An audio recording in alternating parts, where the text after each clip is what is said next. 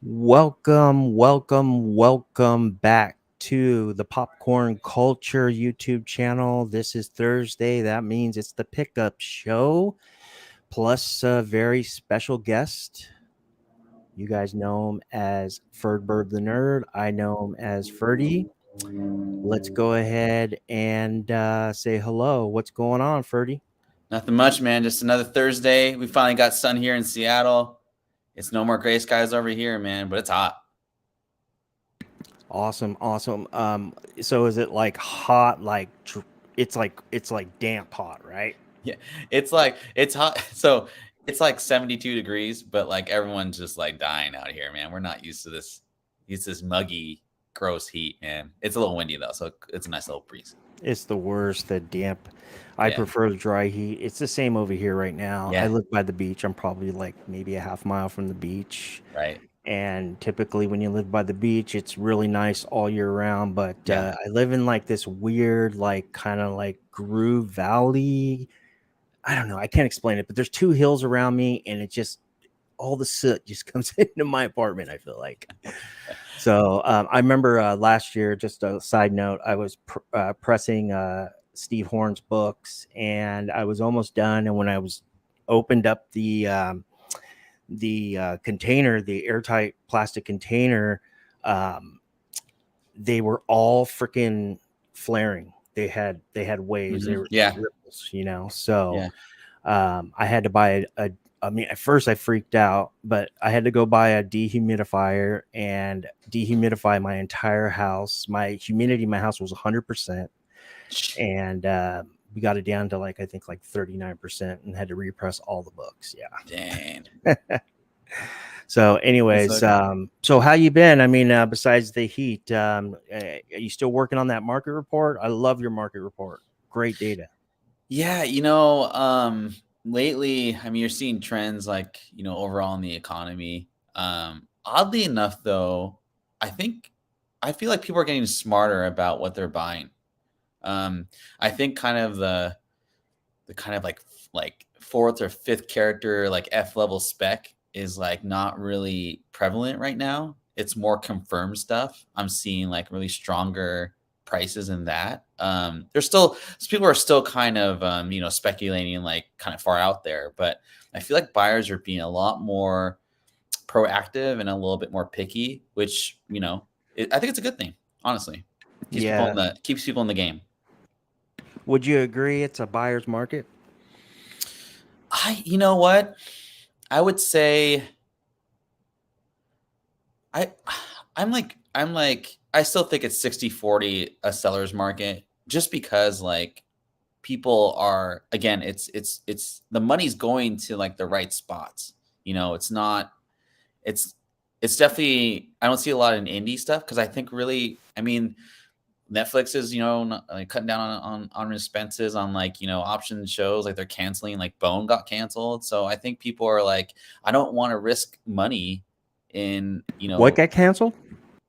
the Bone the Bone series. Remember they were doing a animated Bone series.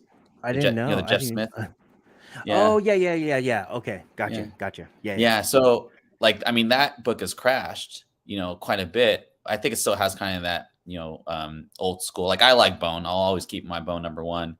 But I feel like you'll see in the market report later. But I feel like people are putting their money towards things that are a little bit more solidified. I wouldn't say blue chips, but more of like, oh, this is definitively a show's coming up for this character or whatever. So Or something safer like an yeah, established Grail. Doesn't exactly. matter if there's if they're going to be on the silver screen or not, right? Yeah, exactly. Yeah, big time. So, all right, cool. Um, so are you with Flipside now? What's going on with? I mean, what's going on there? I heard some good news. I was watching Monday show, the flagship show with Dino and everybody. They're mentioning that you're going to be doing a show with the Market Report. So, what's the plan there? Yeah, so me and a friend of mine, his name's the Bad Boy Nerd. He's an FOC kind of expert, and we were talking kind of for like a month or so, just kind of talking about like, oh, it'd be cool to do a show together and doing your expertise and then, doing my market report. And yeah, the guys from Flipside, they reached out to me a couple weeks ago, and we'll be doing a show. It's going to be really quick. It's not going to be anything like very long. It's going to be kind of a midday Tuesday, Wednesday show. 15, 20 minutes tops, just really short and sweet we're gonna talk about FOC stuff, and then like I'm just gonna talk about 3 books like that I feel are maybe a good investment or maybe to buy on the dip. But yeah, it'll be exciting. We'll see how it goes. Very cool. Very cool. Good people over there, Flipside. I'm For sure you're sure. going to have a great time. I hope so. All right. Let's go ahead and hit the chat, and then we can get into the show. Wiki Fodder 80, thank you so much for showing up. I appreciate you. Looking forward to the show. Looking forward for you to comment. I love you guys. Thank you so much. Patrick, I dropped your cards in. Nice. They are on the way, so you should get an update, or you should have them any day. He's saying, let's do this. Patrick's, do you play fantasy football, Ferdy? Oh yeah. I got 2 rings. Well, they're 2 over there, rings. I got 2 rings, bro. Yeah. Whoa, 2 rings. bro. Yeah. Let's see that. Let's see. Well, I think I lost one. It's around here somewhere, but yeah, bro, Yeah, I think oh, like look that? at that. How many championships do you have total lifetime? Just 2. I've been runner up in 4 fantasy basketball leagues, but baseball, I'm in second place right now. So I do them all. So we have a league. We have a couple leagues actually. Patrick's in 2 of my leagues. Okay. I have a feeling he's probably going to be in a third, but but this one league, it's $100. I think we were talking about it. I think we might do 150 this year, but it's me, Patrick. It's probably going to be 100, but we'll see. McClay, John Z, Topher, Phil, Sleepy John. I mean, it's an all-star comic community lineup. Yeah, it's awesome. So and everybody, and Peter Wren is in it, and everybody is. But we have a couple spots open. I think we're going to go. One guy quit. It's 12 teams, but we have 10. So we have 2 open. I know Eric Hurd is one of them. So maybe you're going to grab the other one. And if some, we possibly might go to 14. We'll see. Oh, wow. But I commissioned 10 leagues last year. No, 11 leagues last year. Year before, 15. Yeah, so it's crazy. I'm a nut. But anyways, cool. Very cool. Very cool. All right. Man. So hey Joe, what's going on, man? All right. What's up, Joe?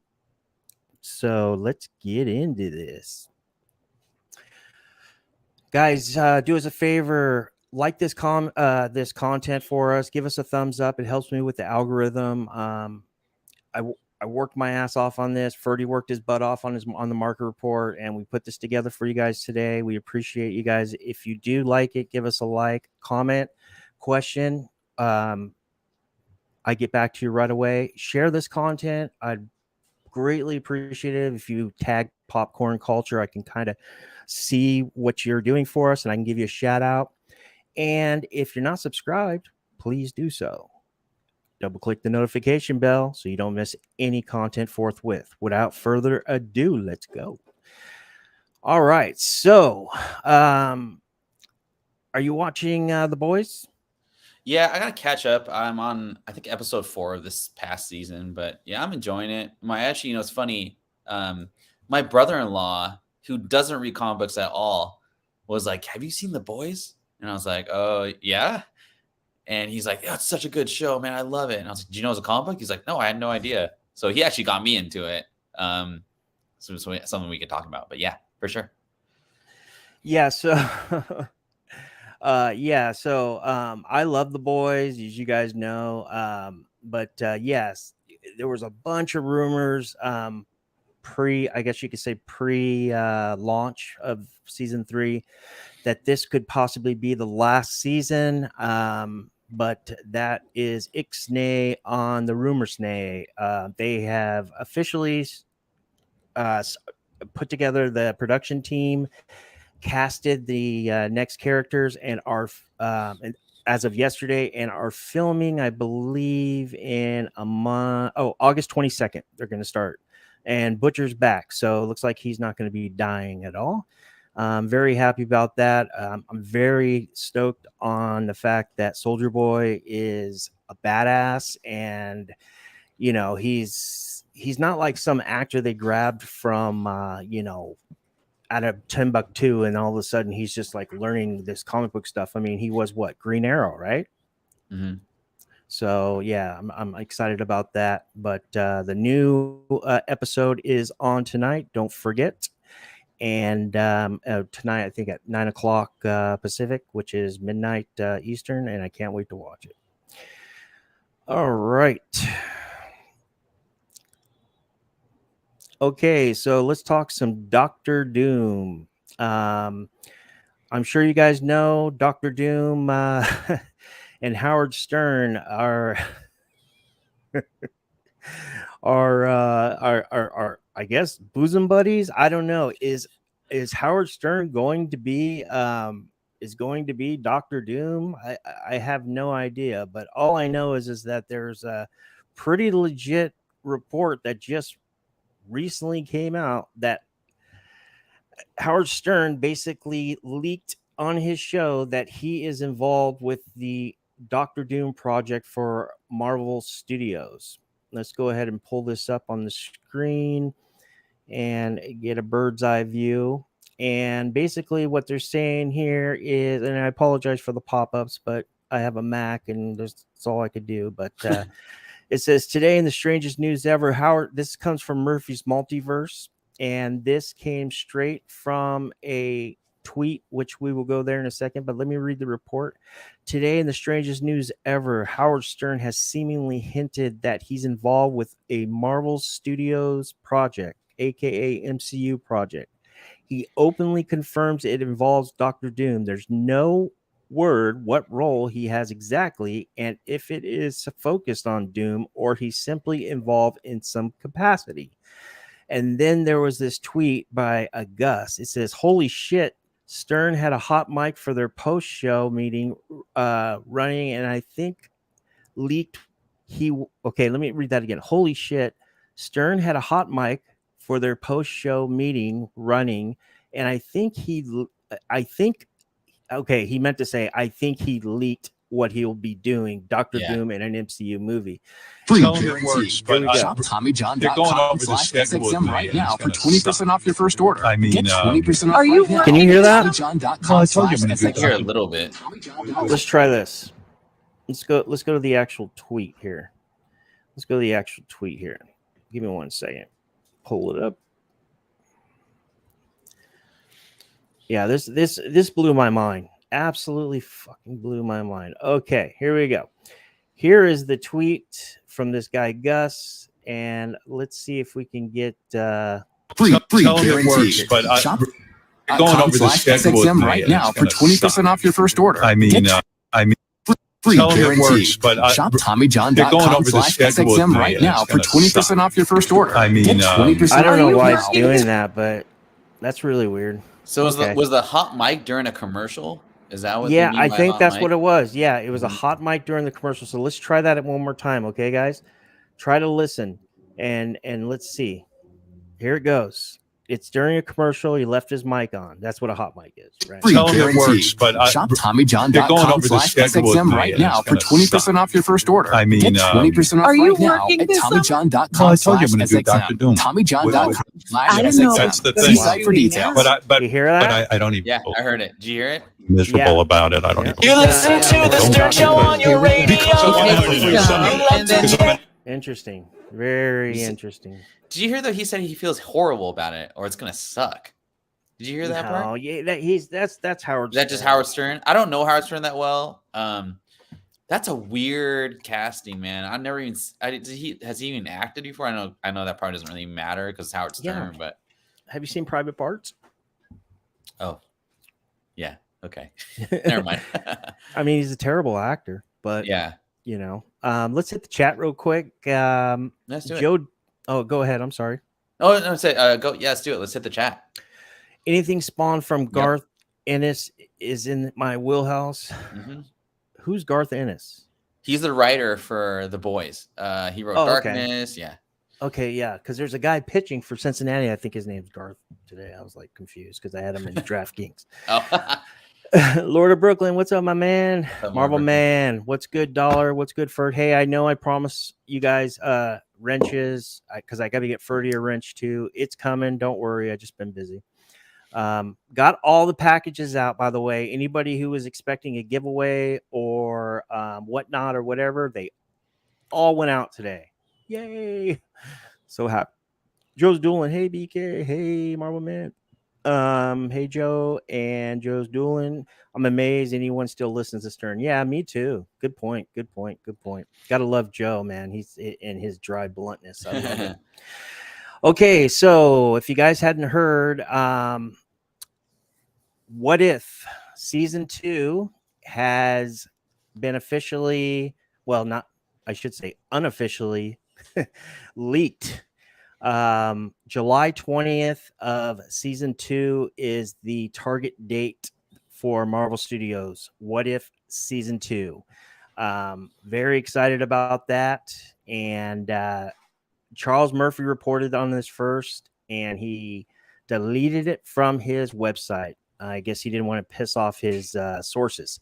So his partners, the direct or his buddies, they went ahead and ran with it, and they confirmed. I can't remember who leaked it, but yeah, a lot of legitimate outlets are saying that this is legit. But you know, it's the MCU. I mean, how many times do they push stuff, right?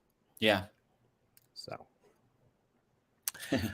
okay, guys, did you guys get a chance to watch? I know me and Ferdy were talking backstage, but did remember when I did that that video or live stream on Gore the God Butcher and the reasons, all the reasons why I believe that he could be possibly Thanos, or I should say Phase 4, Phase 5, possibly Phase 6, Thanos size villain, the super villain that we've all been waiting for in Phase 4.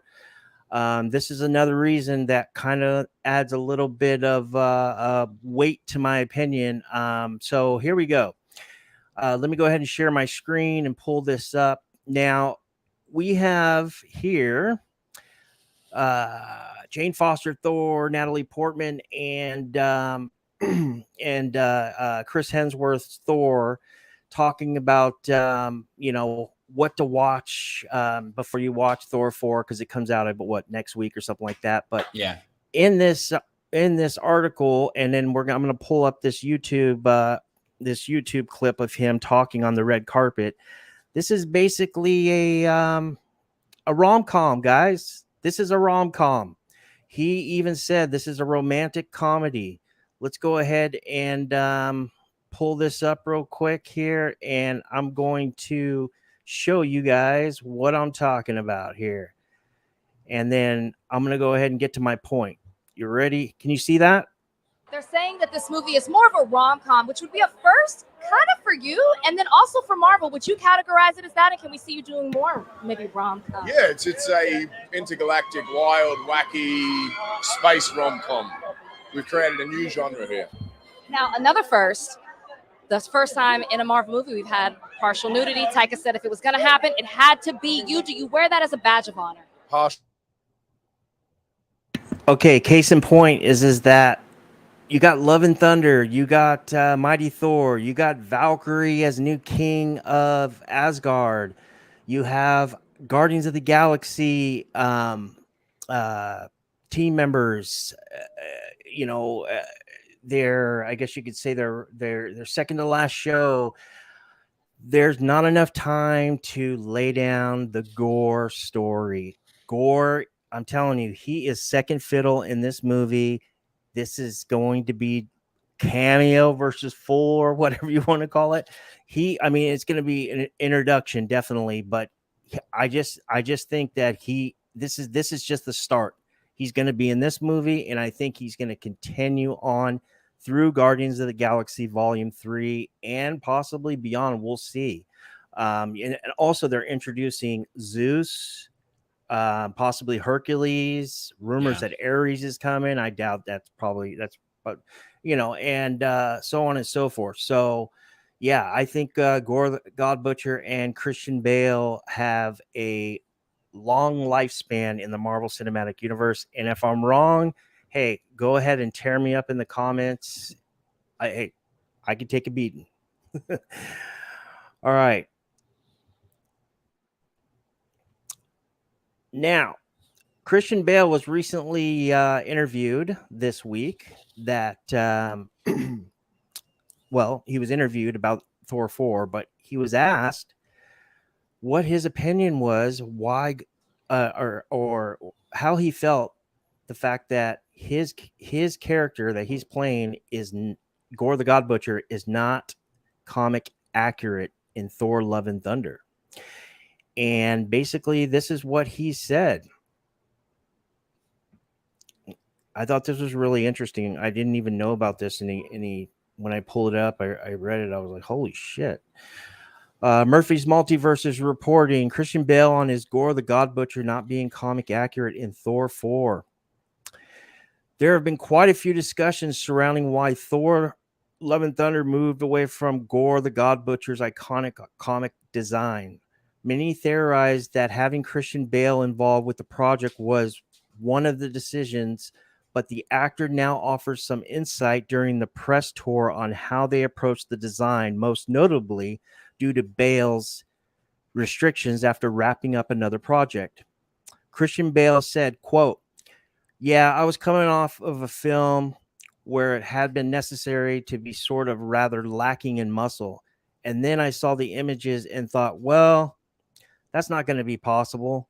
And this G-string, that's what I was telling you about. He's naked, and the only thing that's covering his private parts is the Exelon from the All Black, the Necrosword. But anyways, and this G-string that's going on there, he looked in the comic books like physically. Okay, wait, let me read that again. And this G-string that's going on there." He looked in the comic books like physically, someone to reckon with Thor. And I said, well, that's not just going to be possible in the state I'm in. So basically he's saying he's got dad bod part due. Interesting. He goes on to highlight that he only had 3 days between productions, which is the result of COVID. We've seen with many productions that they had less prep time, and with VFX houses slammed, it's not easy for these productions to somehow get their projects out in a meaningful way, which Marvel Studios has found a balance to work with. Christian Bale said, and so we said, all right, now we'll go with the supernatural powers that he does have, that he gets from the Necrosword, etc., which I think works really effectively. He also highlighted that the G-string was already decided not to be a part of the film before Bale even sat down with director Taika Waititi. So it seems that they've already decided on some aspects of the design before he joined, but also adapted to his thinner frame due to his previous project. It once again highlights how these productions are far more complicated and also have to adapt when they adapt talent, especially ones as big as Christian Bale. Wow. So, yes, it's a G-string made of symbiote. I have a question for you specifically. So, like, we have these big name actors, like huge actors, like, Academy Award winning actors or whatnot. Do you think that Marvel goes to them or their agents going to Marvel? Because Christian Bale's already won an Academy Award, so he basically can choose and do like a fun film or like a film that he really wants to do.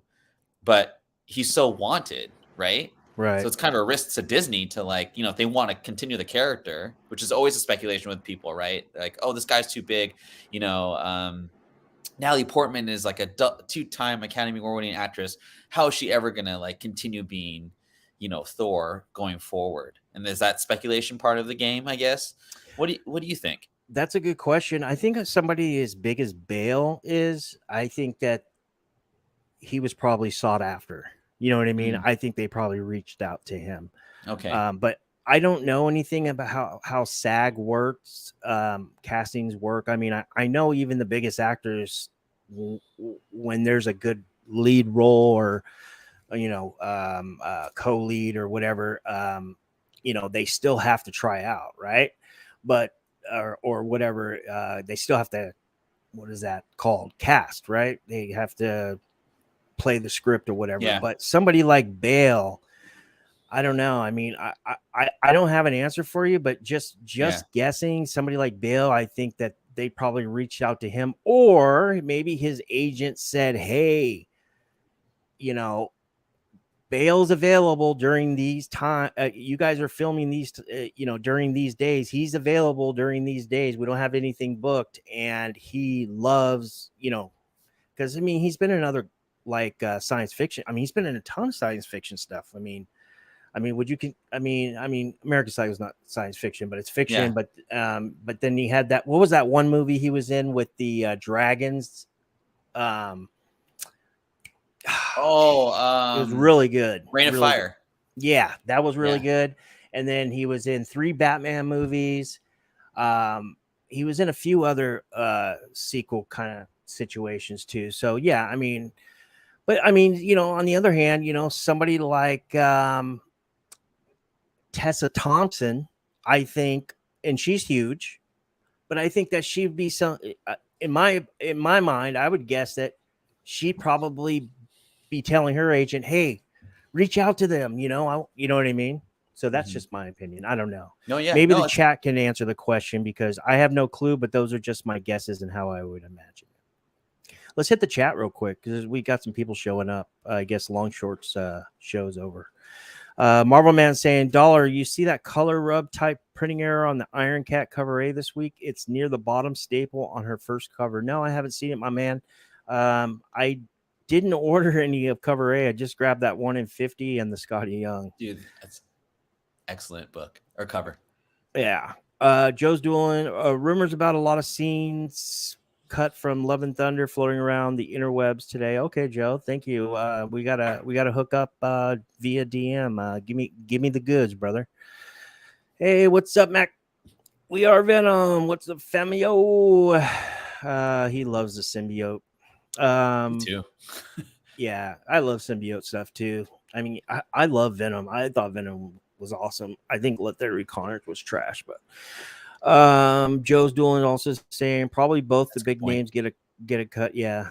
Wookie Fodder saying, I'm really worried this movie is going to be a mess. Way too much to cover in one movie. That's what I'm trying to say, Wookie. I don't think they're going to have enough time, because the movie's it's just right around 2 hours, right? It's like it's 115 minutes. First they reported 140 minutes, but then they said they cut some scenes, and now it's 115 minutes. That's what the Australian theater leaked, and then the UK theater confirmed it. So we'll see. We are Venom saying, I think it'll be good, but gore looks sickly and non-menacing. I don't know. Not with Bale behind it. But, looks are deceiving. All they had to do is put Ebony Maw in a black good. Let's see here. And then finally, hey, what's up, Kip? What's going on, my man? Do I owe you any books? I think I sent you everything, right? All right, guys. Just real quick, any of you party people play those Marvel games on your phone? Well, there is a new character or two on Marvel Contest of Champions. Introducing Gooooo the God Butcher and Valkyrie from Thor Love and Thunder. So actually that whole persona right there, probably costume the whole bit, origin the whole bit. Marvel's mobile fighter game Contest of Champions is getting ready to celebrate the release of Thor Love and Thunder on July 8th, and 2 new champions, Gooooo and Valkyrie. I wish they stopped calling them Gooooo and start calling them Gooooo the God Butcher. All players who log in during the event will also be able to pick up either Ragnarok Thor or Jane Foster's Thor for free. Oh, so those characters are available for free too. I'll definitely be downloading that. The event will start on July 8th, same day as Thor 4, premieres in cinemas, and will run until August 2nd, giving players plenty of opportunity to pick up a version of Thor for their login reward. Players will also have a chance to pick up the 2 new characters, which is Valkyrie and Gore the God Butcher. Let's check out the trailer.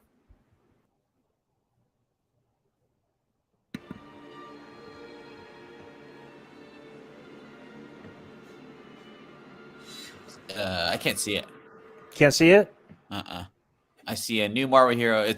I see a. Hang on a second. Hang on. Let me start it over. That's weird. Your slide is Tosin's. Yeah. My bad. No worries. Hang with me, guys. I'm live TV, y'all. It's all good though. I'm still learning. Okay, so stop sharing. Man, where's Brian when I need him? Jesus. All right, let's try this again. All right, here we go. Can you see it now? Yeah. All right, here we go. Cool.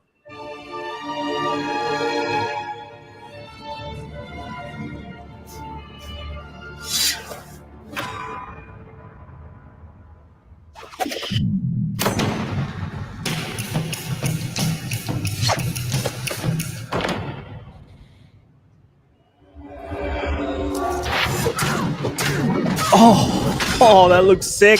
The all black, the Necro Sword. Look at it. Yeah, I like see that. The Exelon just flying off of it. That's filthy.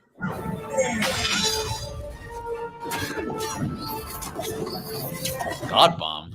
Yeah, man. That's how. I think that's issue 11. Look.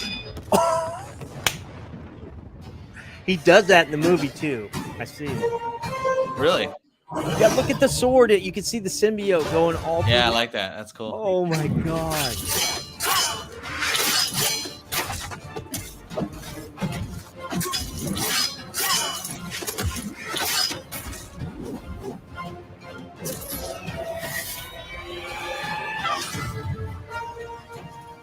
Does anybody in the chat know who makes this game, or do you know, Dollar? Marvel. I mean, isn't it like a game company though? Yeah, probably. I don't know. I don't really play games on my phone, but Contest Champion, yes. Love that game. Cool. Interesting video game spec. Love video games. Right. So, you guys know Amazon picked up 8 Billion Genies. Shout out to Landlubber. He beat the key collector alert by about 20 minutes. And yeah, very cool. Charles Soule and Ryan Brown, again, as you know, they did what's the 1 in 25 right here on the right. I forgot what title that is. It's an homage to another title which I invested in. I'm waiting for, but yeah, and the one in the middle is the open order. I couldn't find a image for the 1 in 50 with the cat, but yeah, these are cool. They're spiking on the secondary. The cover A is going for about between 12 and 15 bucks, and the incentives are picking up steam. So cool. I'm interested to see that. All right. Warning, guys, spoiler alert, contains spoilers. Let's go ahead and get into this. You guys know Iron Cat #1 dropped on Wednesday. You know, the first appearance in KO issue 11, or I should say debut issue 11, and full introduction and cover appearance on the scan cover of issue 12 of Black Cat, also the last issue. Iron Cat 1 was revealed to have a new pilot, and we find out that pilot first appeared in Spectacular Spider-Man Annual #4, was also in a relationship with Felicia Hardy.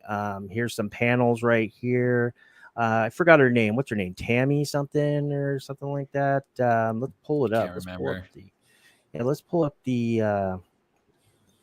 article real quick. I'll be honest with you, I was not like looking forward to that, but I was doing Hump Day Heroes the other day, and I was thinking, man, I have to put this on the list because it's not only like a first solo series, but you know, it's got a new pilot. So it's probably going to be a first appearance, right? So it says, as Bleeding Cool first teased and was picked up by Pink News, last year's Black Cat #7 confirmed plenty of previous teasing from Jed McKay in the Black Cat comic books as he's been writing of late. The previous year, in the previous volumes, Black Cat #10, there was an under the table moment with Tamara Blake. That's right. Here's some panels. These are the leaks. This is where I got the images. In the new Black Cat series that began the end of 2020, we had her mentor, the Black Fox. Black Fox talked to the Black Cat about Blake and Odessa Drake, head of the Thieves Guild of New York. And then it says, and a mental sequence saw a medley of Black Cat's broken hearts, including some like Spider-Man and Batroc the Leaper, aka George St. Pierre, from a couple of years ago.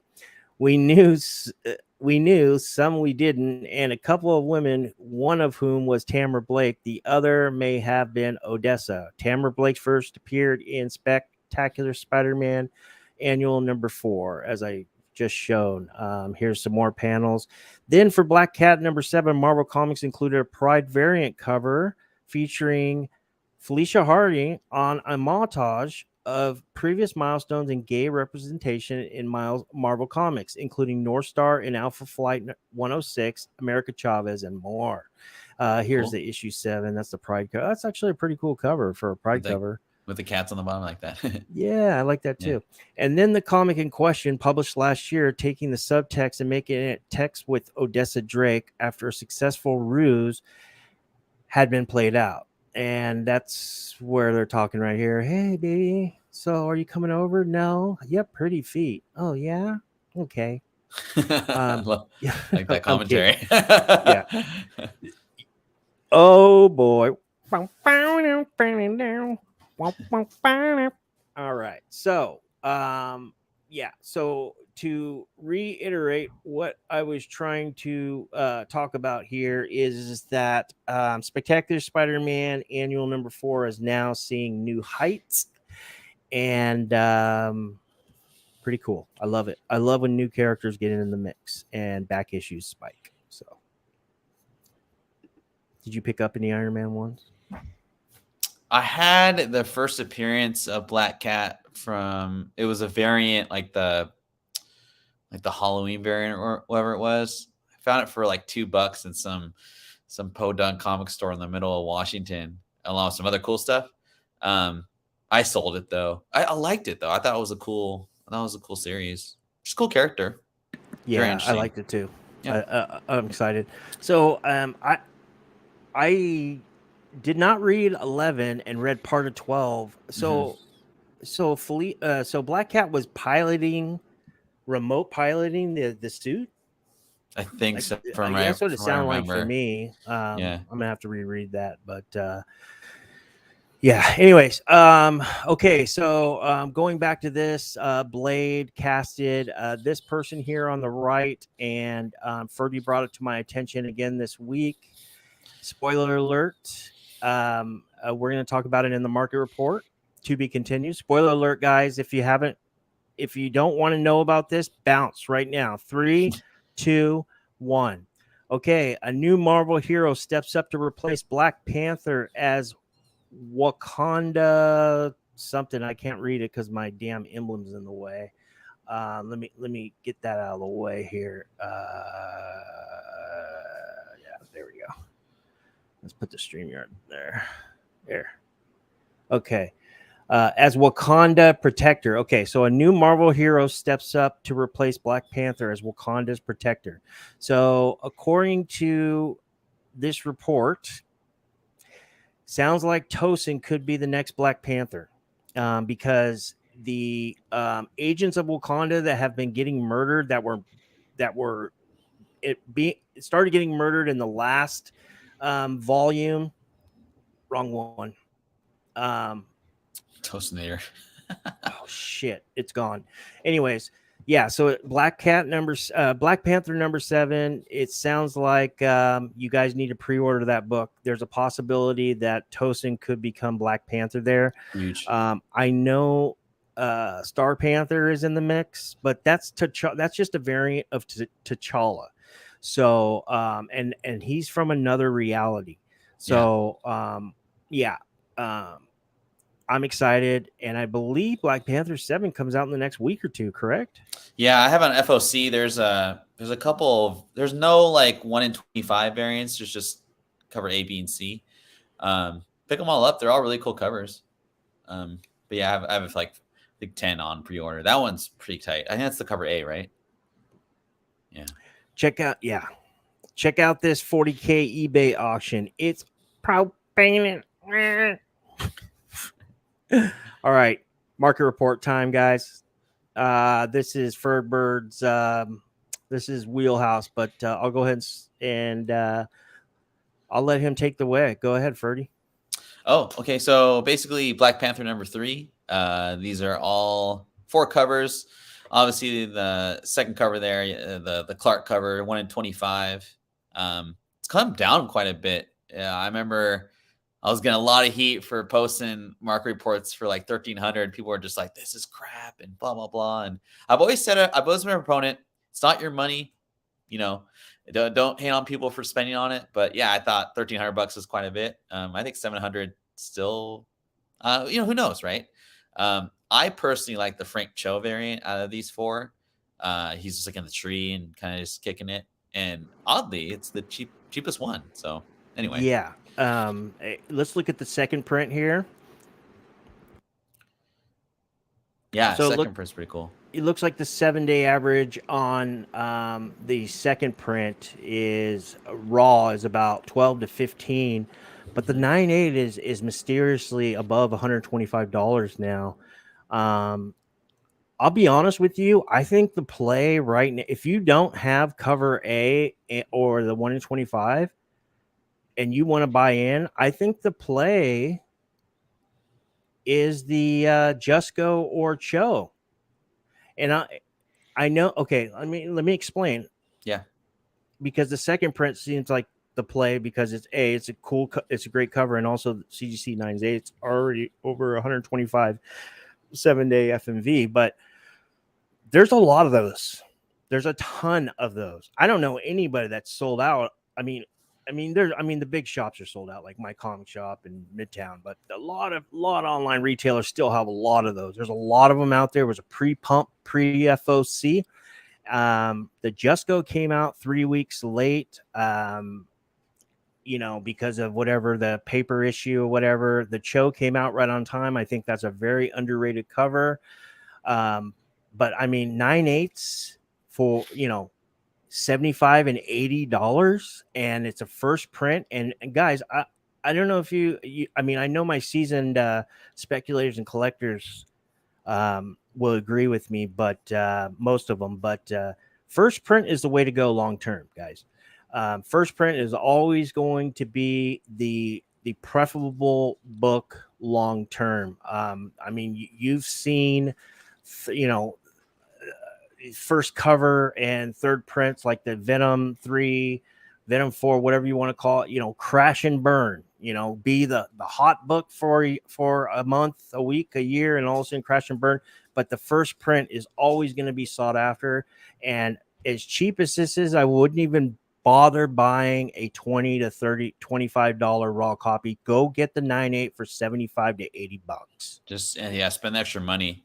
On the second print, did you know about the little defect on the bottom right corner of the cover? No, I didn't. So if you go back to, I don't know if you can go back to that slide. Sorry, go ahead. Which one? On the second print, so right below his hand, or right where his head is, there's like a little crease, and it's consistent on every single second print.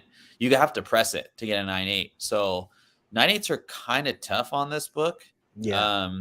I haven't looked at the census, but that might be something to think about. I've seen a lot of 9/8s, so you have? The market's flooded. Yeah.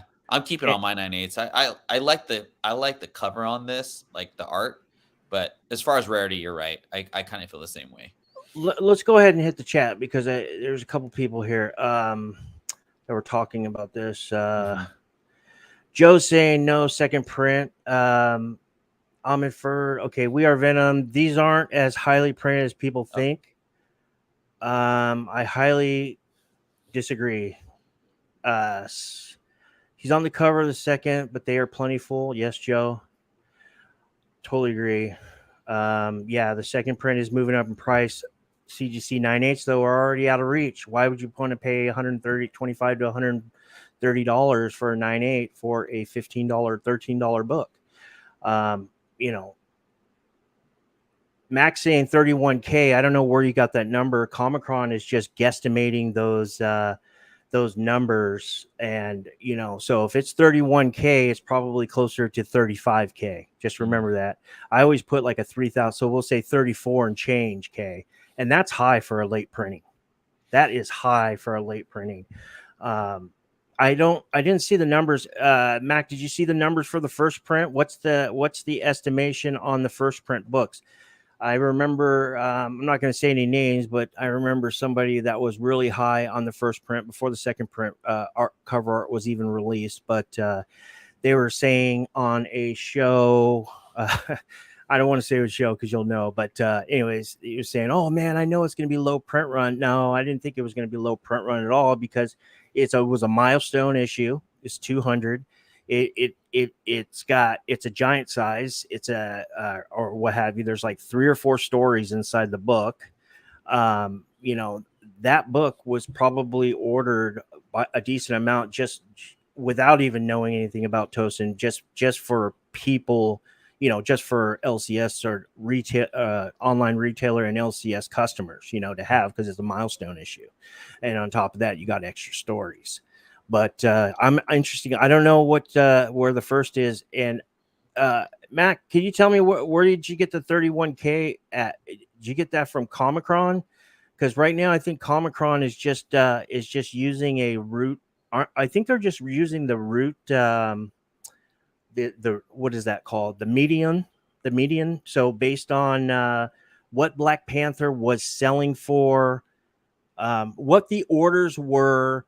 When Penguin Random House was not in the mix, they're going off of average orders of what that issue or what that run or issue 3 or whatever, what that book was ordered about, or amount wise, and they're basing it off that, because I don't think Penguin Random House has given them numbers unless something's changed. Have you heard anything? No, not me. So let me give you an example in case you didn't understand that. So I'll give you an example.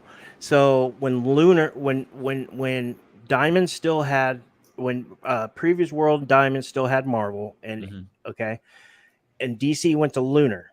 Lunar was not releasing the numbers for Tynian's Batman run. Okay, like what was it, like Clown Hunter and all that stuff. Yeah. So what they were doing was they were going off of, or like, okay, another key during that time, during COVID or whatever, was Justice League 55. It was the first appearance there.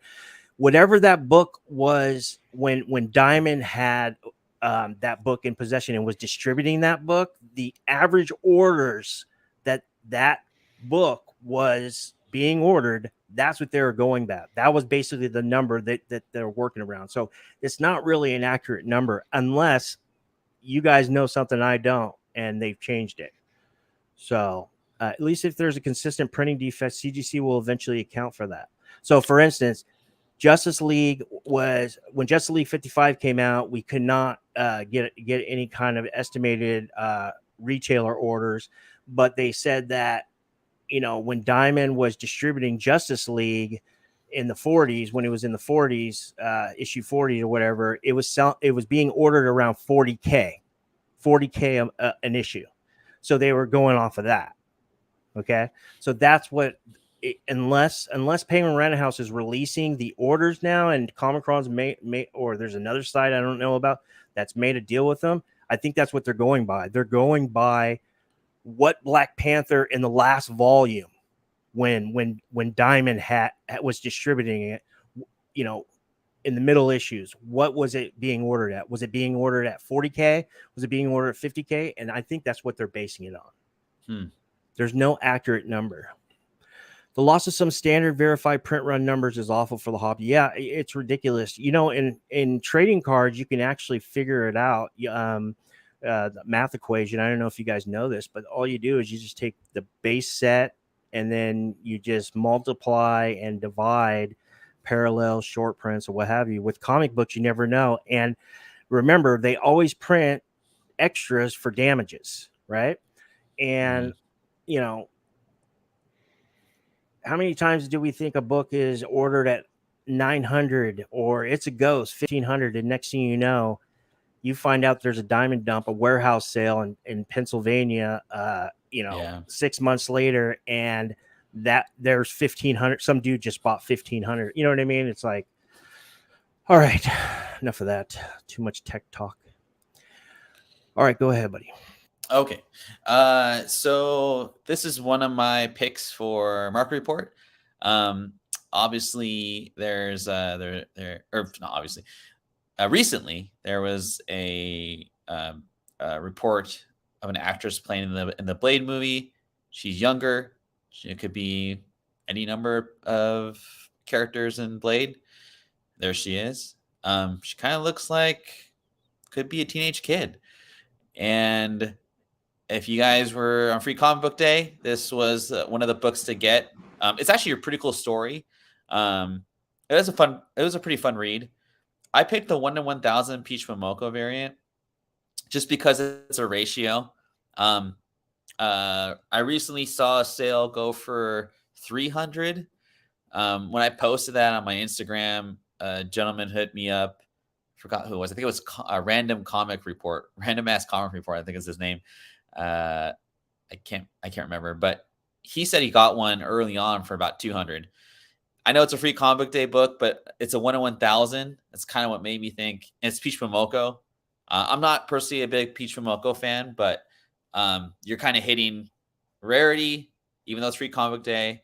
First appearance of a possible character linked to Blade. And for those Momoko fans out there that just need to have every Momoko variant, I thought it was a pretty good play. I haven't seen this in the wild. All the LCSs around here, I don't think they ordered 1,000 Free Comic Book Judgment Avengers X-Men. Yeah, I haven't seen it in a while either. I've only seen it online.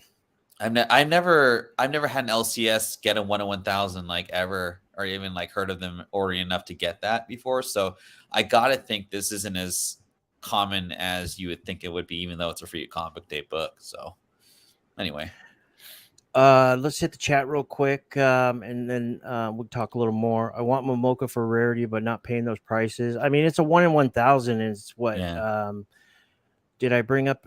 Is it? Oh yeah, here's the prices right here. I mean, it's what, a third of ratio. That's a pretty good deal. I think so. But I mean, I don't know if that is a good deal, because I think for Free Comic Book Days, I think retailers only pay like 25 or 35 cents. I think it's like, I think one of the guys I was talking to, he says he pays 50 cents a book.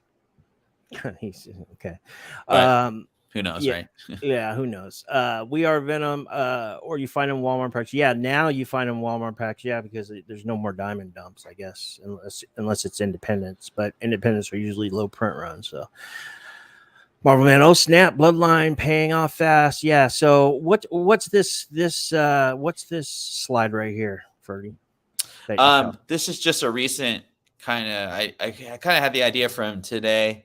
Shot this over to dollar this morning. It's just recent sales.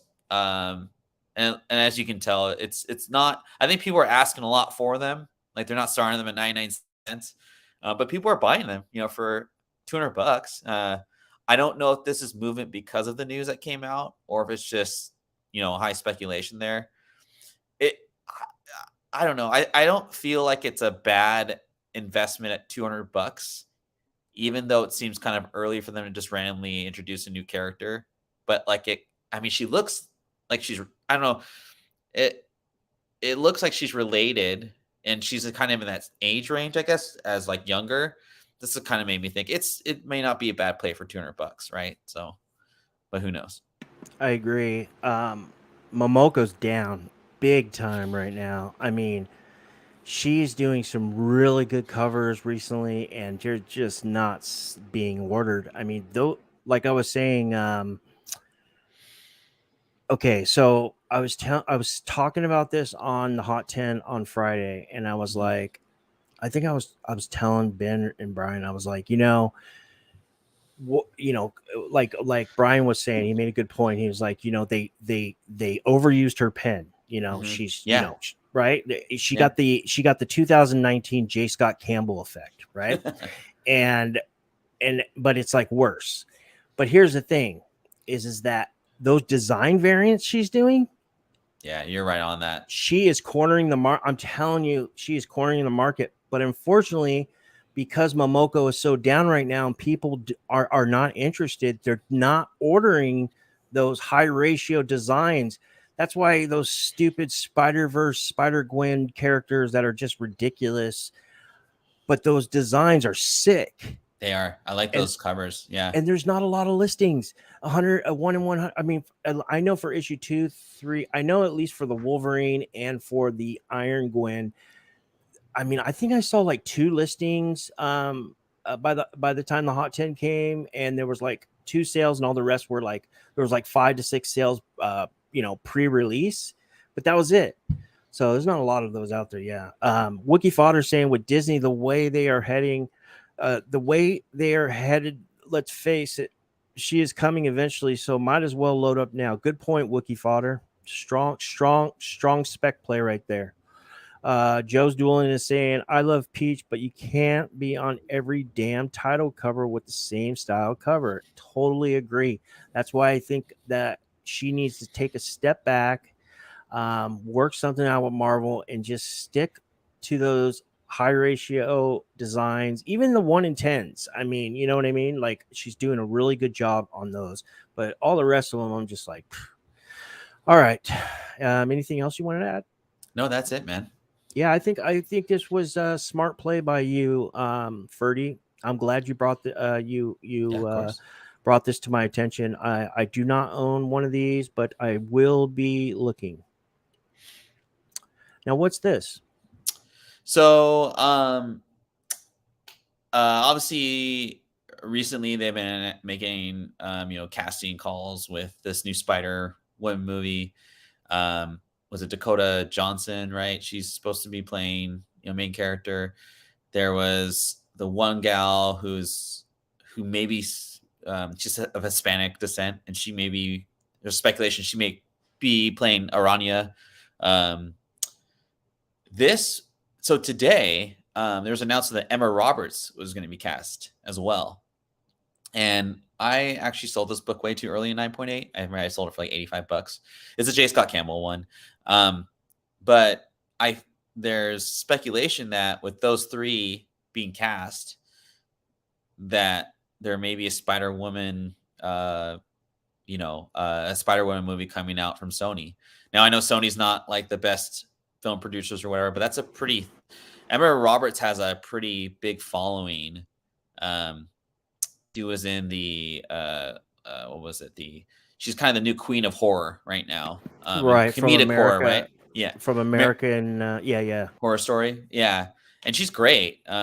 She's Julia Roberts' niece, all that kind of stuff. So I think, to me, I've always liked this series. I thought it was a fun read, and they're pretty. You can still find them kind of in back issue books anyway. But I figured, might as well get a 9.8. I think you could probably offer like under $100. That one at the top there that I sent you, I feel like I was kind of overpaid for. But like in this market, there's a J. Scott Campbell book, you get that signed and 9.8 and all that good stuff. But there's also a ratio book that I could not find. That was the one I was actually looking for when I looked for this sale. Mighty Mel V actually brought that up like a year ago, and I've been on the hunt for it ever since. But there's an Italian version of it that goes for like 100 raw. But yeah, that book in ratio, the alpha #1 variant. And like I said, I couldn't find it. It's a really expensive book in a 9.8. It's a tough book. definitely. Yeah. I can't find it anywhere. I have a bunch of cover A's. But my question is that so is she? Do you think she's playing Spider Gwen? That's the speculation. She might be playing Spider Gwen. Yeah. Right. Okay. Yeah. Right on. Yeah, I think she's hot. I have She's a witty for it too. huge crush on her. And I'm not into blondes. But yeah, she's just seems like she's a really cool person, but who knows? She's an actor. But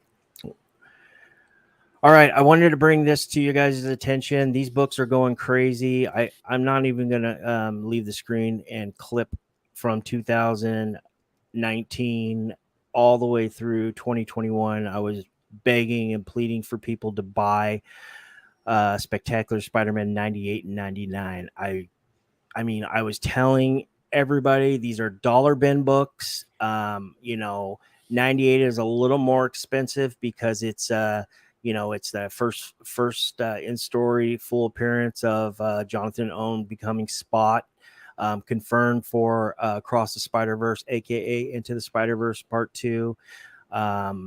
And I also pleaded for the first cover appearance. You guys know me. I'm not one to toot my own horn, but I really hope you guys jumped on these because right now, Spectacular Spider-Man issue number 98 is going bonkers. The 7-day average right now on that is at $75. I saw raw copies selling at almost $100. 9/8 selling for on an average of around $800. But here's the kicker. The first cover appearance. Look at that. This was literally when I was talking about this. This was literally a $5 book. I bought Mark Jewelers and Canadian price variants of this book that I own that were $10 in mid to high grade.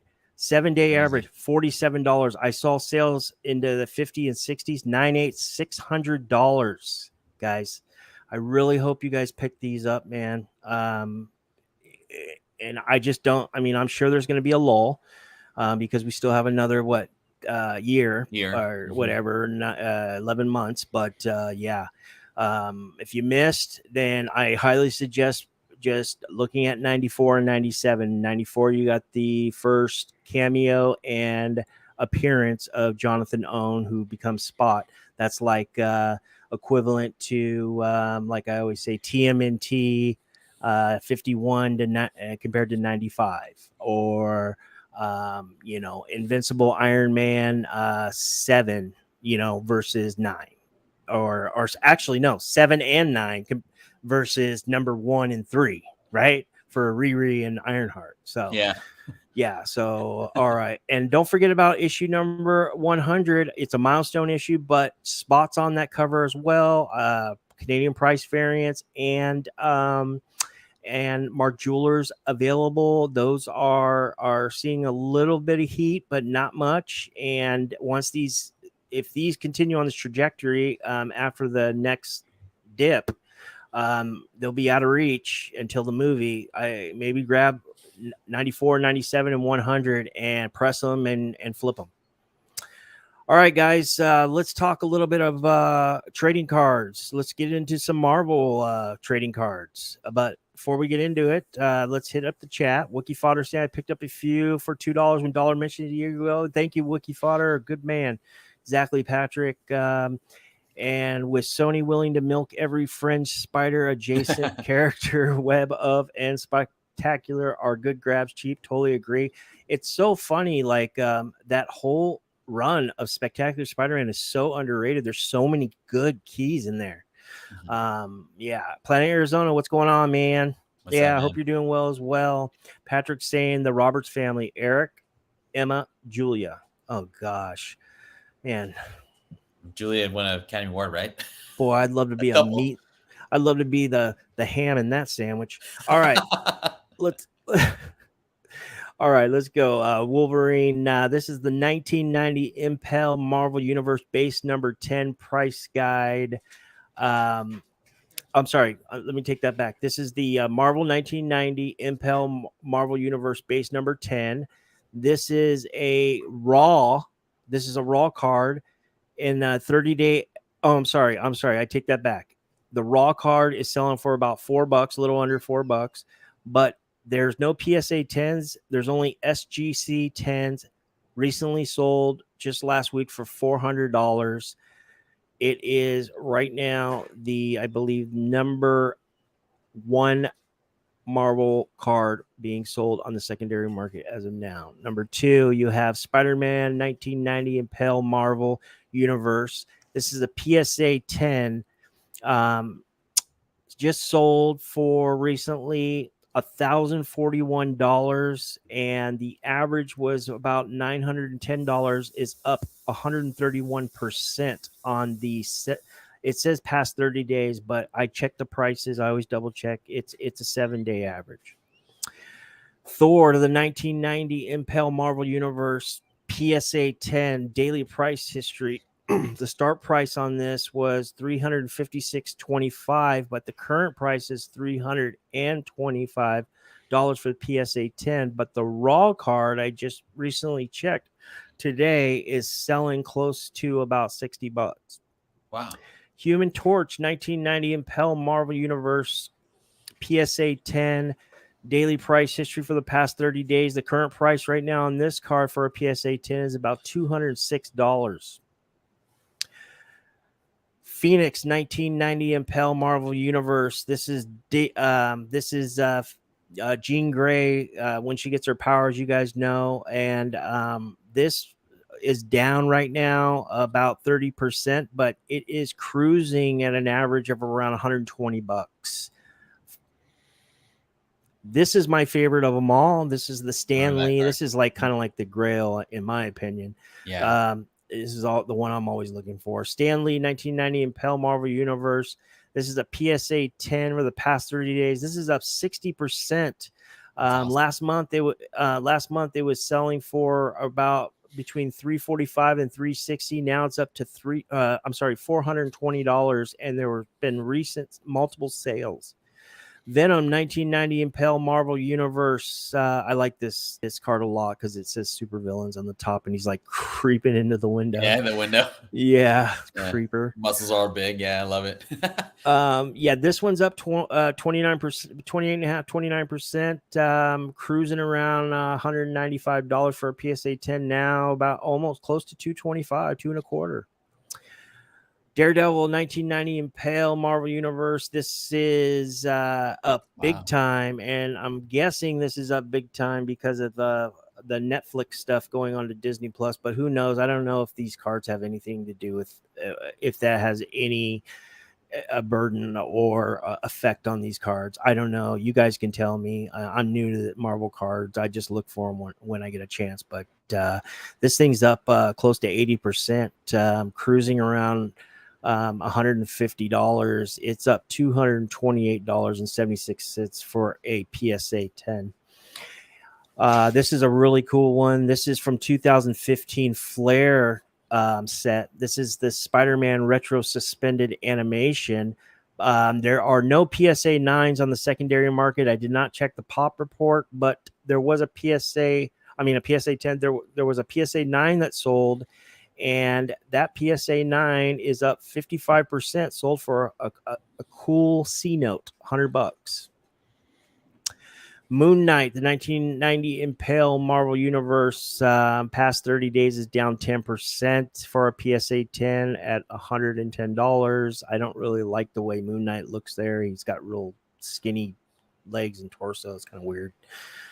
All right, let's get into sports cards. We got Fuckface right there. We got Derek Jeter, the 2020 Topps Project by Ben Baller. This is the Big Baller Topps Project. Derek Jeter, Mr. November. This is the raw card here. No PSA 10s that I could see on the secondary. I didn't check the pop, so I wouldn't know. But this is up 15 3/4, trending at about $20. It was about a $4 or $5 card. Oh man! Oh, I love that guy. He's so good. This guy might be better than Wander. They play the same position too. O'Neal Cruz. This is the 2022 Topps Rainbow Foil. This is raw, of course. When Series 2 dropped, It was about a $15 to $20 card. Now it's selling on average of about $69 with some sales up above 75, but some sales as low as 55. Here is the short print variation. It's not the super short print. It's the short print variation. It's raw as well. It's up again. When the set was released a few weeks ago, it was out the gate $100, 110. Now it's 160, 62, up 45.62%, 46%. Derek Jeter 2020 Tops Project by Andrew Thiel. Price guy. Okay, so these Tops projects, Ferdy, I don't know if you know this, but basically an artist will get a Tops card and they get a player and they basically like do a comic book cover, but they do a baseball card of the player, and it's called Tops Project. It's pretty cool. But yeah, so the start price is about $5 for this card, up not almost 19%, close to $25. Current price at $23.50 on an average.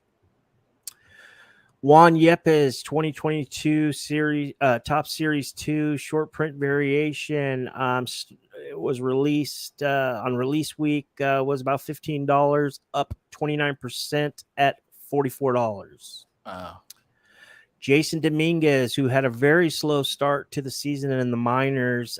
This is actually his 2020 Bowman paper prospects. This was in the set before Bowman draft 2020. I can't remember.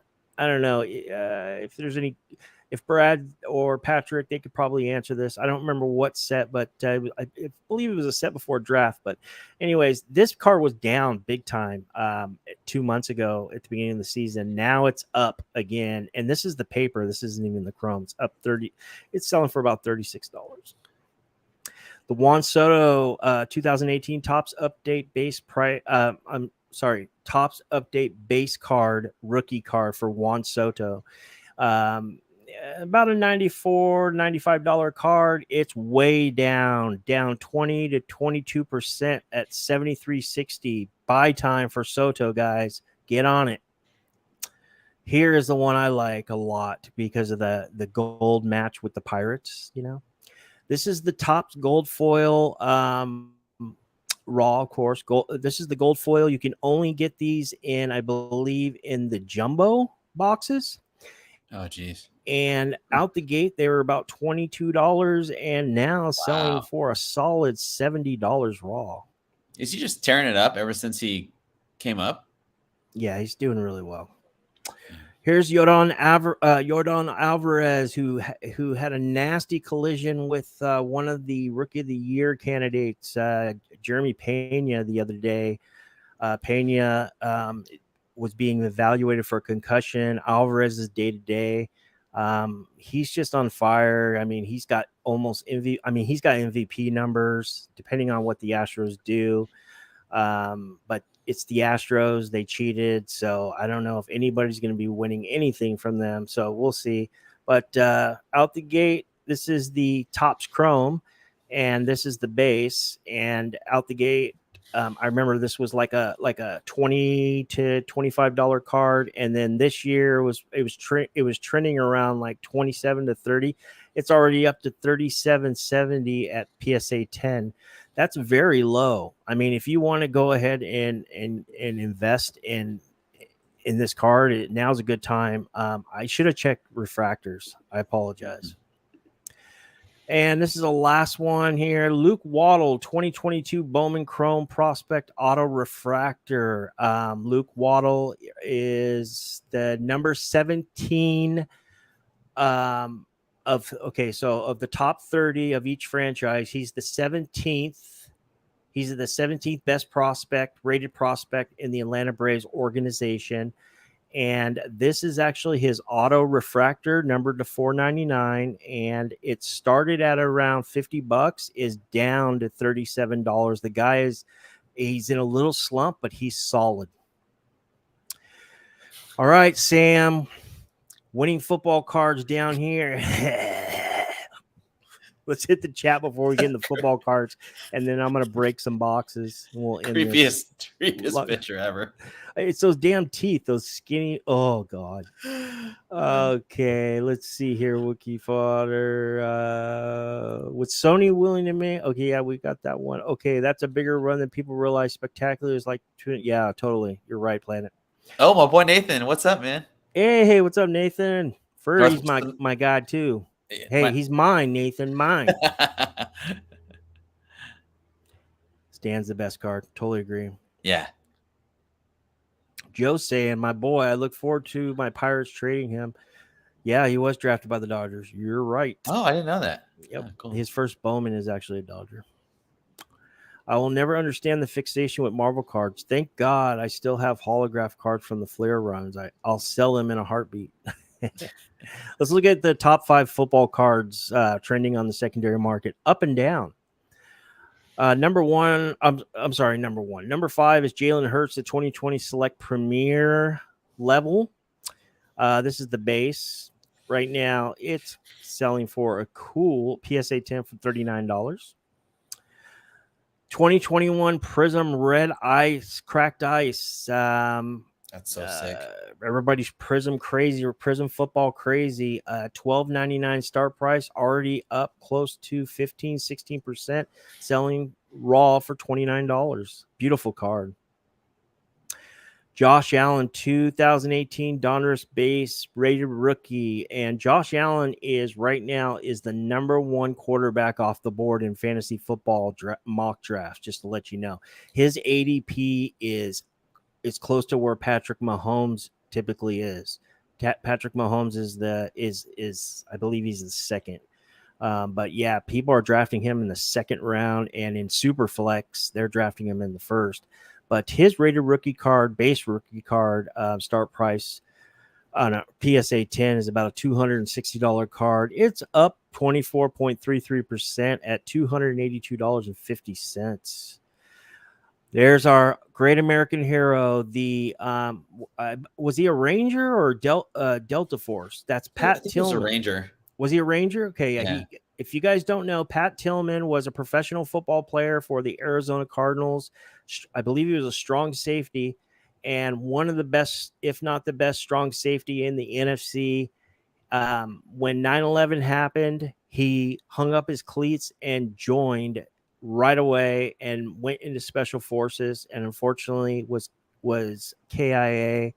Rest in peace. He is a great American hero. This is the Prizm Blue Wave from this year.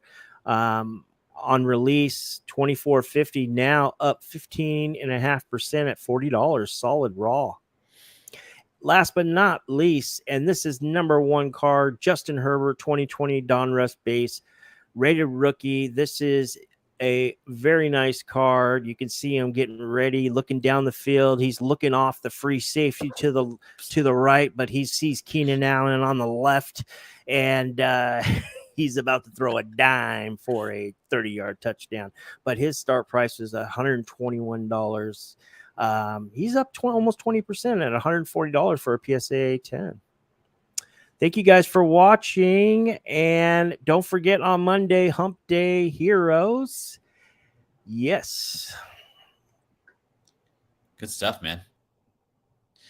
I have a friend that actually trains in the offseason with Justin Herbert. Catches footballs from him. No way. LA. Yeah.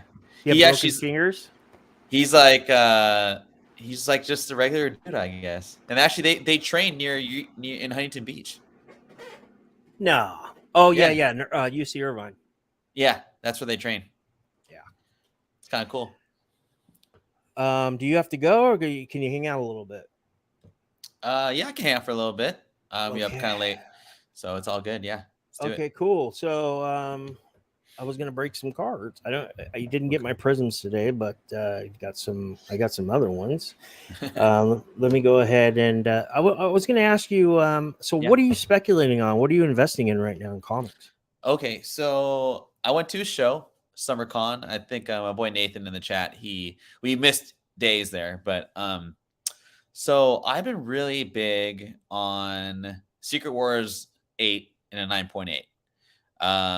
I went to the con. Guys were trying to sell direct editions for $1,000. I was like, pass. Newsstands were just not available. Actually, I should say that my buddy actually bought a couple raws for $150 each, and newsstand, and they were pretty high grade. Actually was just looking at a sale that went through because I was curious of the price. So a direct edition in a 9.8 is going for under $700, which I think is a great deal. I'd pay. I mean, I went up to $680 on it. I think I was going to even be close, but ended up going for $690. That's kind of what I'm speculating, like kind of like the bronze or like modern age, like mid 80s stuff. I guess like I feel like America Chavez is really on a lull too. I feel like you can get her, that Vengeance 1 in a variant, like for a really good price, under like 500 actually in raw. And then what did you find? Oh, you found a Blue Marvel for like $400, right? Or like in a 9.6 or something crazy like that. I'm always looking for that book. That's like the book I'm always looking for. Yeah, so I got I got lucky. It was on a My Comic Shop auction, and it was, I don't know, 3 weeks ago, and it was maybe like 17. I was watching it, and it was a CBCS 9.6 white pages. Well, of course, white pages, but yeah, I know what you mean. Yeah. But I was watching it, and it was at like $380 with 17 minutes to go, and I was like, "That's low." I didn't even check. I knew it was low, so I just put 480, and I said that's as much as I can afford. And That's so crazy, man. I'm sure the owner of the book probably used his old account and bid it up, shielded it up, so you get the 4. Yeah, so I got that, and but I did overpay on a Bloodstone 9.8, so I don't even want to talk about that. But I was gonna do some pickups. Is that cool? Yeah, man. All my pickups are packed up, so I don't have any right now. All right. Yeah, let's do it. All right. So let me get on the big screen here. Let's do it. All right. So it is the pickup show. It wouldn't be right if we didn't do pickups, right? All right, guys. You guys know this was a big spec of mine. CGC doesn't even know. They need to be notified. Grabbed 2 of these. Got them for $6 a piece. This is Deadpool 44 Cat Trap Part 1. This is your first cover appearance of Kill Panther, a.k.a. Eric Killmonger. It's Black Panther. CGC thinks it's Black Panther, like T'Challa. Grabbed one of these, a newsstand. Sweet. Really nice copy. It's got a line here, but it doesn't break color. Did I show you this? Yeah. Okay. Grab this. Was on the wish list on graham crack. No, was it graham crackers?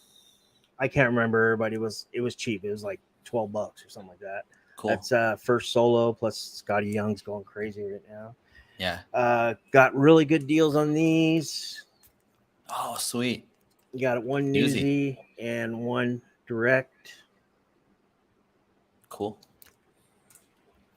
Got a little FOMO fever. I was mad because I let my copies go, but I just wanted to have a couple for the PC because I'm just a big Umbrella Academy fan. Found this at Cal's place, McFly's Comics. Gave it to me for $30. This one I just picked up at my comic shop. I think it was a VF. I think I got it for like 41 or something like that. Have you watched the new show? Got my second. Oh yeah, I streamed it all in one day. Got my second copy. Oh, dude, I love it. And if you don't believe me, I'll pull out. I believe you. Yeah, this one just came in the mail. The guy, I don't know why, but yeah, this one's cool. I'm happy. There's no spine ticks. This one's absolutely beautiful. Nice. Showed this one on CBSI Hot 10. I'm not sure if you saw that. It was a golden age. I saw it. Yeah. Okay, cool. Yeah, I watched that episode last week. Let's see here. Oh, grab this because of the whole, the homage thing. That's cool. I didn't see that one before. Here's a first cameo of Jonathan O. This is in a Mark Jewelers. $6. Sweet. I think I probably showed you guys this already, right? I haven't seen it, but that's filthy. Oh, really nice. Really nice copy. Got this really cheap at an auction, also in my comic shop auction. It was only at $12. I bid it to $25. Somebody bid me up to like $33. I ended up getting it for like $34. Nice. Little dollar bin find, early Defenders. This is that spot issue, the anniversary issue, the 100th issue. This is a Canadian price variant. Cool. This is another Mark Jewelers, and this is a Canadian price variant. This is the cameo. I don't read Spawn, but I like McFarlane and Booth, and Capullo, so I try to grab. I just found this in the 50-cent bin. I just liked it because it reminded me of Art Adams. Got this also in a dollar bin or a back issue bin. The guy marked it as VG and had it for $10. Thing's beautiful. I don't know what he must have missed on that one. Yeah. Shout out to my guys, the Black Comic Lords Facebook group on Facebook, of course. Shout out to them. Great group, great spec, great commentary, and post. I highly suggest you guys get in that group if you can get in, because they're usually pretty picky. These were sold out at the retailer level, and I love this cover. I just think it's so sexy and so sick and seductive. That's crazy. The mirror. I love J. Scott Campbell. Yes. The COA, the gold in the back. It was half price at Cal's, $10. Showed this on Modern Comic Mayhem. Was really excited about it. Can't find cover A or the second print anywhere, but got the second best thing. Got this at auction. Got a great deal on it. It's probably the nicest copy I've ever had. This is your first Robbie Reyes. Oh man. Midtown sent me a little email and got these for 15% below cover. Dude, seriously? First full gas lamp. Yeah. Hell yeah. There's 10 here. Jesus. You still got any left? Oh, no. I think they only had 10 because I put 10 in my cart and because I had to go fast because I know there's other people that had it on the wish list. And there's 3 more, so there's 10 there. Nice. And then when I was done, it was out. Showed this on MCM. I'm really excited about this. I believe this is the 1 in 10. I'm a big Michael B. Jordan fan. Yeah. And he's a great actor. So is every girl I know, but yeah. Relax there, Shorty. Okay. I don't know what these books are because I've never read this run, but I have been collecting around this year, Black Panther, but there's zombies on the front. So the Initiative, right? Uh-huh. And the Cal's half price sale gave them to me for half price 5, half off 4, and then I got a newsstand one. He didn't know he didn't know the newsstand, and I love Cal, but I'm not going to tell him. Is that that's not the 09 series? Yeah, it's right after the Shuri Black Panther. Okay. Yeah. Do more? I think. I don't know. We'll see. Yeah. There's a lot of Namor like Shuri covers in that run that I have in graded. 2 of these. Oh shit. Not the best cover, but it's hard to find this cover. 2 of these. I love this cover. Nice. Peter Porker, Spectacular Spider-Ham, number, what is this, 17? Cool. Anything Spider-Verse I'm buying. Gimmick covers, I'm all about it. Found this dirt cheap as well. This is I believe your first full fallen one, right? First Is that Donny black, Cates? silver, fallen Silver, one, silver, or black. silver, black. Yeah. Let's Don't see. that guy. Yeah, me too. This is all new That's cool. Ghost Rider number 3. This is the Tajera. I think it's a 1 in 50, but it could be a 1 in 25. It's a filthy cover, man. Yeah, it's so dope. Shout out to Mr. Longshort. He didn't put me on these books, but they remind me of him. It's very nostalgic. This is number 2. So this is your first full A-Force appearance.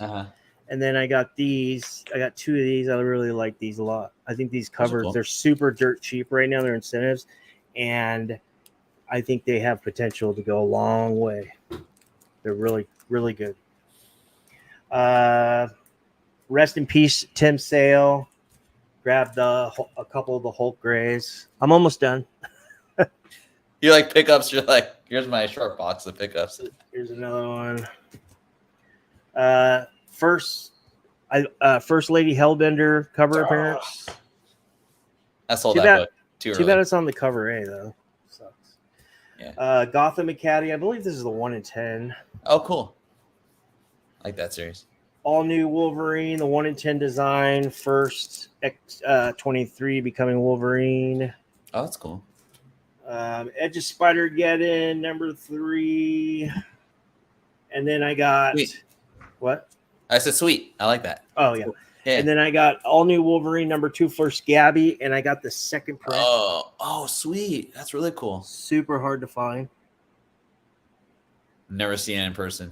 Actually, no, I have, but it was way overpriced. Yeah. Yeah. And here we go. Got 2 of these. Oh, yeah. Sweet. One of these 2. Oh yeah, I think I I showed you that one already. No, I don't think you did, but I got one too. I actually just got it from Bird City today. And I got 2 of these. This is, I think, in my opinion, this is the best Art Adams cover I've seen in 5 years. And it is that just came out this week? ratio. It came out this week. Last week. Last week. Okay. I mean, that's not Rogue. I mean, it is Rogue, but I mean, it's not how I would imagine if you know what I mean. Like her look, like she went live action, all cute and pretty. Like she's kind of tough and rough, you know. Yeah. She's buff. But that's a beautiful cover, and that's it. Sweet, man. Yeah. So, but anyways, all right. You got any pickups, or you're good? Let's see. I mean, they're all packed up, man. I pack. No, don't worry about it. It's all good. Yeah.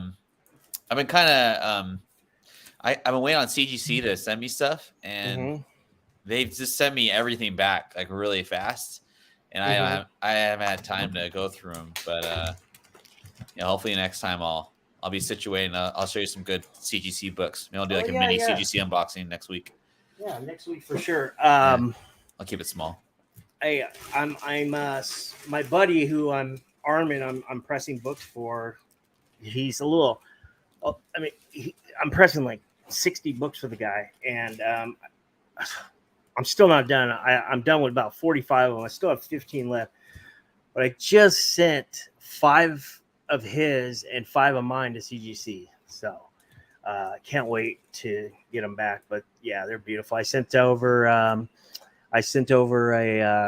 cover A and the cover B and the Panosian 125 for Deadpool Black, White, and Blood for the first Sakura Spider in US Comics. Yeah, and a few other. I sent over his Something's Killing the Children to Call. A few other ones. Yeah, so picked up this today. I don't know anything about soccer. Me either, man. But they had these. They didn't have any Prizm. They had these, a Bowman Mega Box. Pegasus. Cool. Is that 5 packs of Mega Box? No, the mega box is different. So the mega box, this is what the megas do. So the megas they give you 6 packs, right? But you get 4 packs that are they're just commons. So all you'll get, I'm not commons, I'm sorry, base. Yeah. So all you'll get is first chrome, first paper, and rookies, right? And veterans. No parallels. You get no parallels. Like there's no ratios on the back. Okay. Okay. But then there's 2 exclusive packs. That's where the bangers are. And you know what's funny about this year? There are so many firsts that these players are in the top 30 for. There are so many. This might be the best year, most fruitful year. And a lot of these guys are already in the bigs. Wow. Yeah, so let's go ahead and do this real quick. Give me 1 second.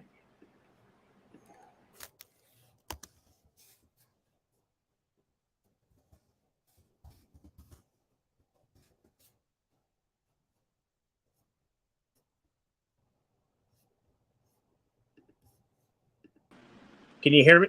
Can you hear me? Yeah. Can you hear me now? Yeah, I can hear you. All right, here we go. So, since you were asking, we'll go ahead and do a Megas. Bowman Mega. Can you hear me still? Yeah. Yeah. Okay, good. Now, what year is it? This year's 2022 Mega? Hey, thank you guys for hanging out with us, man. I'm really good. At one point, we had like 24 people on the chat, and that was awesome. That's pretty cool. For me, that's good. All right. Let's set this up. Shit. Here.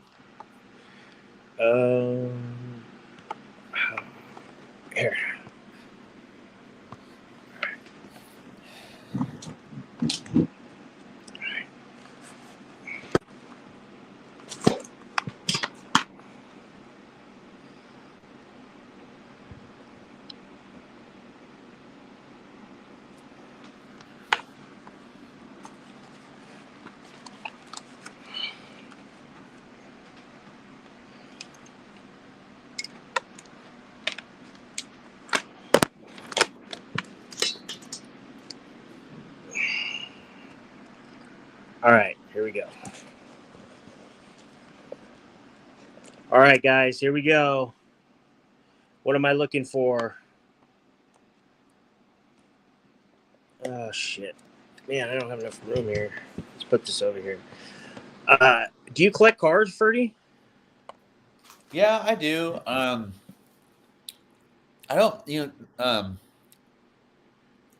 probably get into a little more like later down the road, but I just buy singles usually. Like I got a couple of Jason Dominguez's, Julio Rodriguez. Obviously, he's a local kid, so I have a few of his cards, and I got some Jared Kelenics. But no, I haven't really gotten into it. Like actually buying boxes of cards and stuff. I buy Pokemon cards for my nephew, but no, I kind of want to get back into it because it's fun.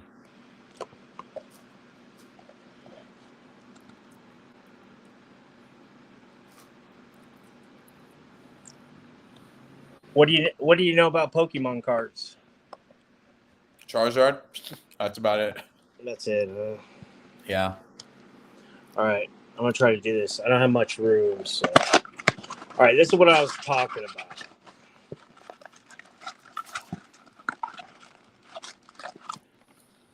So you got these, but these are the money packs, right?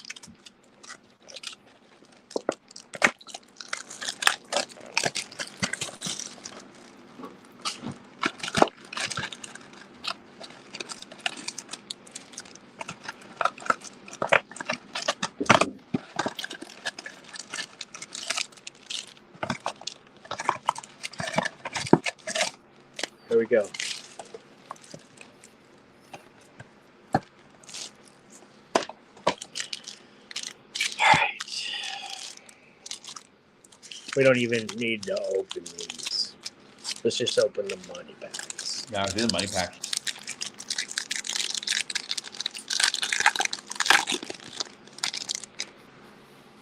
Here we go. Boom. Felix Valerio, first Bowman Mojo. Look at this. We got color. We'll wait till it lasts. Oh, sweet.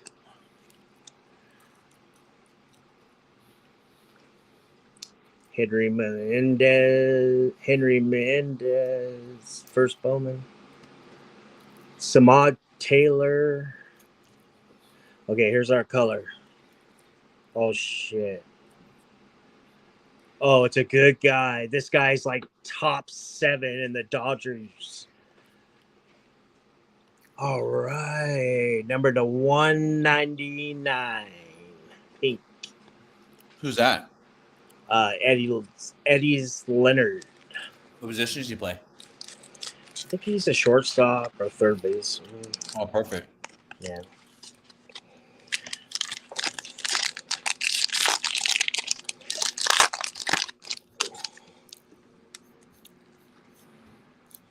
George Valeria. Cespedes. See, no first. Still a cool card. Yeah. Bobby Witt. Yep, there you go. Joshua Baez, top 10 in the Cardinals. Cardinals. Rosemar Quintana.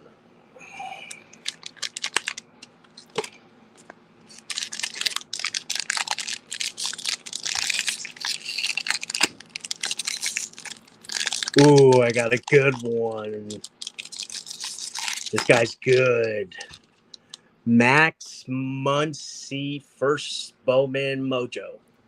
This guy's Sweet. really good. Yeah, I know. Yeah, I hate him. Not the Max Muncy from Dodgers. Yeah, I know. I've heard of him. Okay. Just rivals, you know. Yeah. Estrada. Are you an Angels fan or a Dodgers fan? Both. Both me and my dad. Did you see that brawl? Yeah. That's awesome. No color. Eddie's Leonard. Oh, I got an auto. Oh, there you go. Who's that? What the fuck? Brian This Acuna. is I know that guy. Acuna's brother, I think. Nice. It's a Mojo. Nice. Yeah, it goes for like 90 on eBay on the Bay. Really? Yeah, Oh my god. it's pretty sweet. Klaus Garcia. Wow, I got some good ones, huh? That's fun, man. Okay, one more. One more. And then we'll call it a night. Yeah, AOA. I got the Fancy Jones soda right here. These are my favorite right now.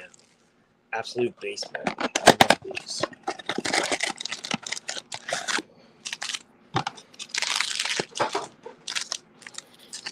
Come on, Wander. O'Neal Cruz is in here. Oh, sweet. Here we go. Mariano Rivera. Ryan Velarde, rookie. Nolan Arenado, green. Pete Alonso, Mike Piazza.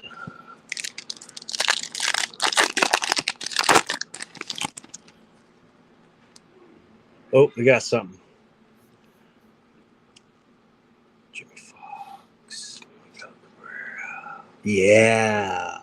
Brandon Marsh refractor. I don't know who that is. That's cool. Oh, he's good for the He's Angels.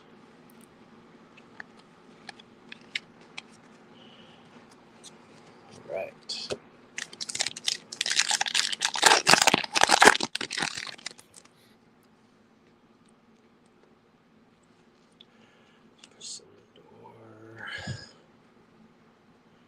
Giroux, Mike Trout.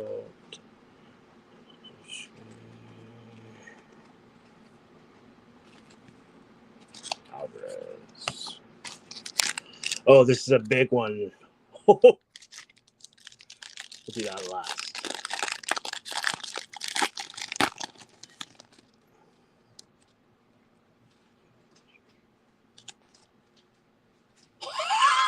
Oh, dang. Really? Nice. Oh my. Nice Water Franco. Wander number to 99. Oh my god. Nice. I need to put this in a plastic, or I mean a sleeve. Yeah, I'll put it up here just in case. All right, This big one. dude, I am doing really good.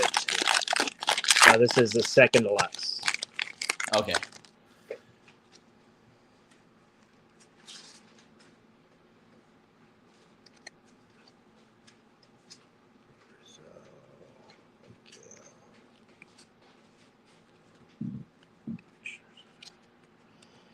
All right, last pack, Mojo.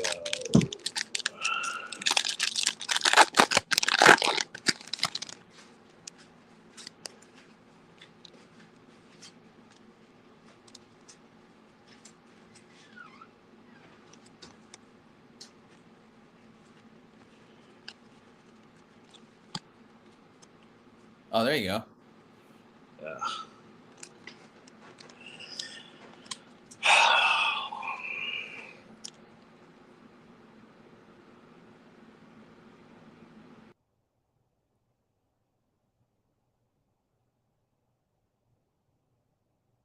Oh, you're on mute. Can't hear you. Are you on mute? Oh, there you go. Check, check.